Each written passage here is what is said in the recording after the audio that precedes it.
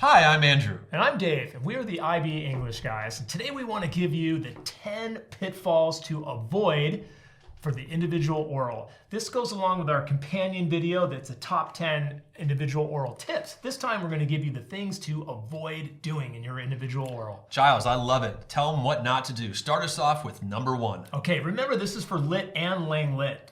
So our first pitfall to avoid is to emphasize one text over another. We have to remember, we have to stay balanced. It's on the rubric. We have a balanced approach. So each text gets equal time, equal weight, and we emphasize both. We also have balance between the extract and the body of work. Yeah, that balance is critical. Mr. Giles, the second pitfall to avoid is ignoring the global issue or not paying enough attention to the global issue. Folks, remember, the global issue is the backbone of this assessment. We've said that many times. You need to keep that as the focal point of this entire presentation. Without that, you will not score the points you want. Keep the global issue as the backbone. Yeah, he's big into that, and he's so right. Like, making reference to that phrase, global issue, is important. The third pitfall is a rambling introduction. Remember, your introductions, your handshake. You want to be focused, establish the global issue clearly, establish both texts, give us a good idea of the global issue again, and then move on. Aim for about a minute. Good, strong, focused introduction.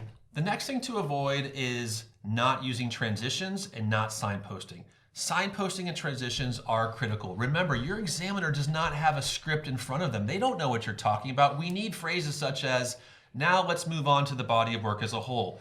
Now that we've talked about the extract, let's see how the global issue presents itself in the body of work as a whole. Moving on, I'd like to discuss topic X. We need these little phrases to help move the examiner along with you so we can stay together throughout your pathway to success. That's great. It gives a good framework. So now that we've talked about signposting, let's go into the fifth pitfall to avoid, and that's a robotic delivery. We know that you've scripted this.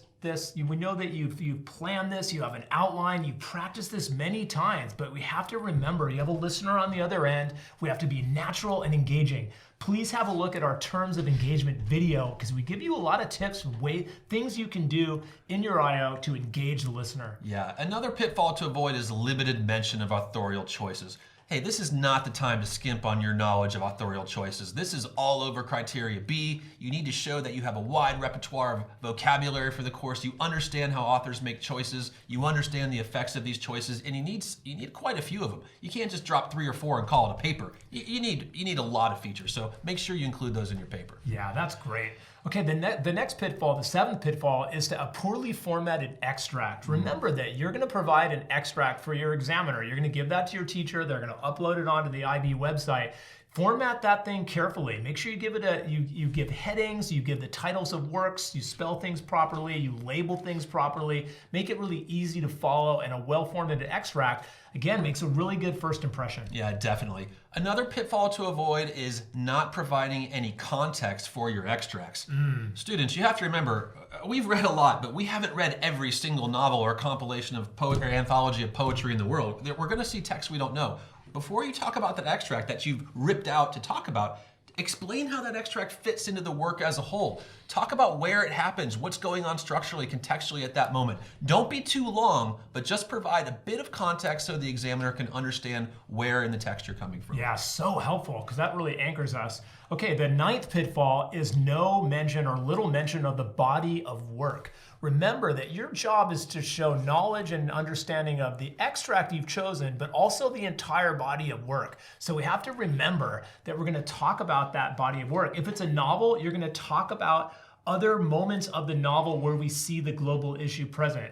If you're doing an advertisement, we're going to talk about other advertisements in the campaign that show the global issue.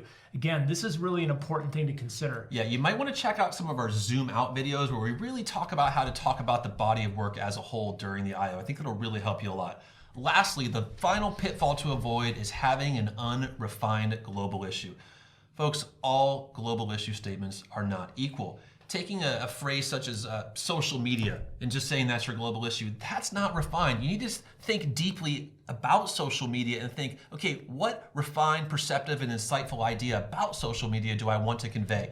Mr. Giles, do we have any videos that can help with this? Yeah, we have a whole video about sort of refining your global issue, and I think there's a whole ladder of abstraction exercise that really has you see how you go from the field of inquiry and narrow that down into a precise global issue statement. Since it's the backbone, like this guy keeps talking about, we got to make sure that we've got a strong backbone and it's really has something to say. Folks, we hope these 10 pitfalls to avoid really help you. We hope these are mistakes that you do not make. Remember, there's a companion video, the 10 things to do.